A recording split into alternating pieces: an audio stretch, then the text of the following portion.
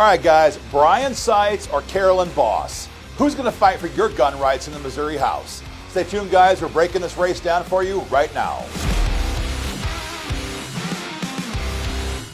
Hey guys, Aaron Dorr here with the Missouri Firearms Coalition. The primary is almost here, and everybody all of a sudden is a gun rights champion.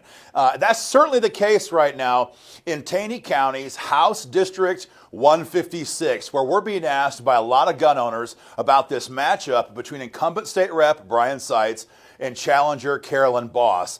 It's kind of the corner edge here of Taney County. This is certainly gun country. And the question that you're asking us, it's always the same thing. How do we know who we can trust? How do we know who we can count on? Because talk is cheap, especially at election time. And as gun voters, we should be suspicious of everybody, because all too often we see Republicans who tell us they're pro-gun at election time and then go and screw us over in Jeff City, being part of the rhino swamp that either straight up votes for gun control or kills pro-gun bills. And so in this particular case, what we have done here is we have kind of compiled all we know about these candidates from their candidate surveys, from their votes in the case of Brian Seitz, public statements made about Second Amendment issues, to give you guys a snapshot on how these two candidates might vote on your gun rights when you choose which one of these two to send back to Jefferson City. We're going to begin with Carolyn Boss. Now, Carolyn Boss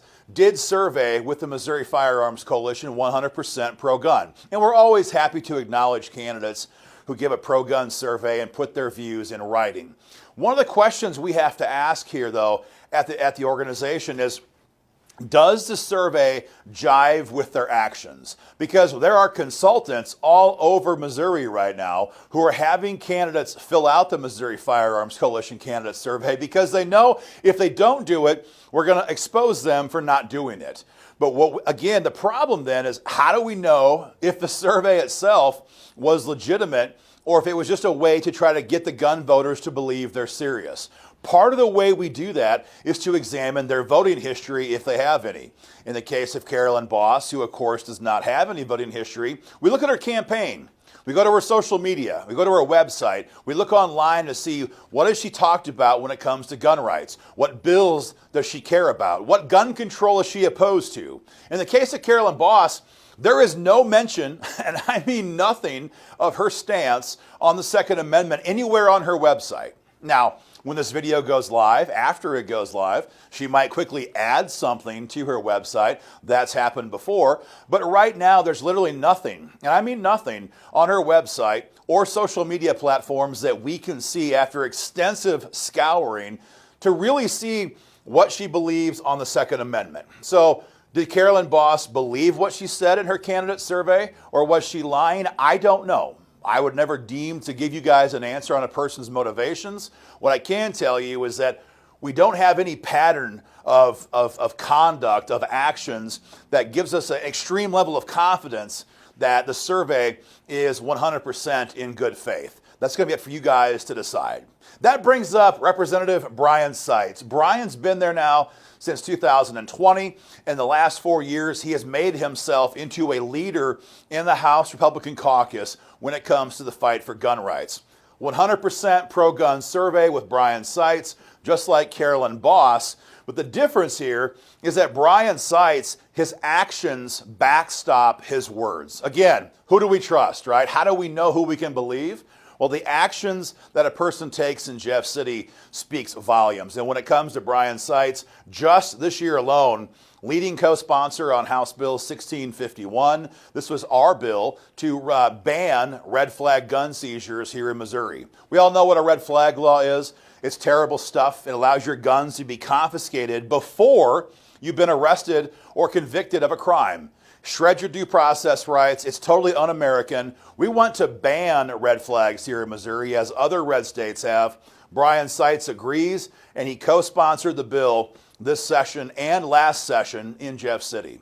The same thing for House Bill 2559. This is our bill to expand stand your ground law here in Missouri. We've got stand your ground law, it's true, but what we have right now is kind of weak. Right now in Missouri, if you draw or use your firearm, you're automatically, in the eyes of the law, presumed guilty. And that means you have to then prove your innocence in a court of law. But that's backwards. In America, we're supposed to be innocent until proven guilty. But it's not that way in Missouri when it comes to a self-defense situation. It is that way in 19 other states that have already fixed this problem. That's our goal here in Missouri. And Brian Seitz agrees, and he co-sponsored the bill both this year and last year. The bill number this year was House Bill 2559. Solid stuff from Brian Seitz. There's a lot more I want to tell you about, particularly a story you should hear about in the General Laws Committee, and I have some details here. It was the Crime Prevention and Public Safety Committee. One of the biggest problems we have right now in Jeff City, as I mentioned, is Republicans who campaign on our gun rights and then try to advance gun control in Jefferson City. It's shameful conduct, but it happens all too often. One of those cases was last session. Representative Lane Roberts, a Republican from Joplin, is the chairman of the Crime Prevention and Public Safety Committee, and he was running the crime bill. I believe it was HB, 301 last year in Jefferson City. The bill began as a very good, common sense approach to dealing with crime issues, but rapidly Lane Roberts began to file amendments that he was holding secret in his office, that he wasn't publicizing, but we heard about it through some of our sources in the state capitol. And then at the last minute, before the committee vote was scheduled to happen, he sprung them on the committee. That was February 2 of last year, 2023. And what Lane Roberts' amendment would have done is said that no person could sell ammunition unless they had been approved by the Secretary of State here in Missouri.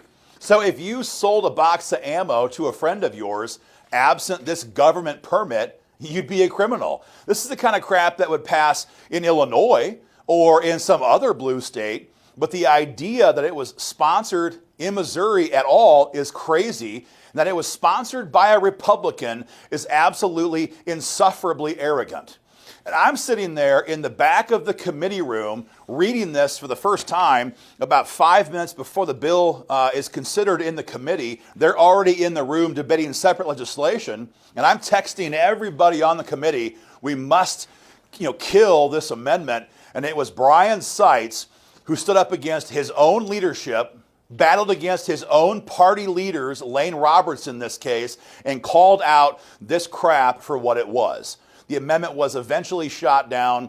We were very thankful to see it get shot down, but it happened because Brian Seitz stood up for gun owners in that committee. And then, if that wasn't enough, 20 minutes later, the same Republican, Lane Roberts, this time gives an amendment to a Democrat, and he has him run the amendment. And that amendment would make it a crime for anybody in Missouri under the age of 18 to possess ammunition. I don't know about you, but I grew up in a gun culture. I grew up with firearms in the back of my pickup long before I was 18 years old. My children to this day have access to firearms and ammunition in my home when I am traveling for work and my wife is not home.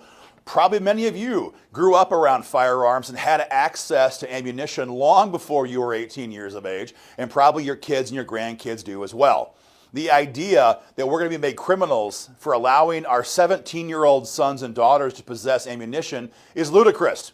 But that's what the Republicans were pushing in that committee on February 2, 2023. And again, it was Brian Seitz who stood up and fought like hell to defeat that amendment. He was successful in doing that. And again, that happened against going head-to-head with his own party leadership in Jefferson City. That's the kind of courage we're looking for from lawmakers who will not just be pro-gun when it's convenient, but be pro-gun when it's hard.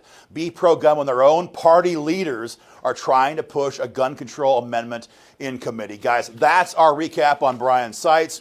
100% pro-gun survey, and a 4-year history of fighting for the Second Amendment in Jefferson City. If you see Brian Seitz, thank him for having the courage to fight for your freedom and to fight against the rhinos in his own party.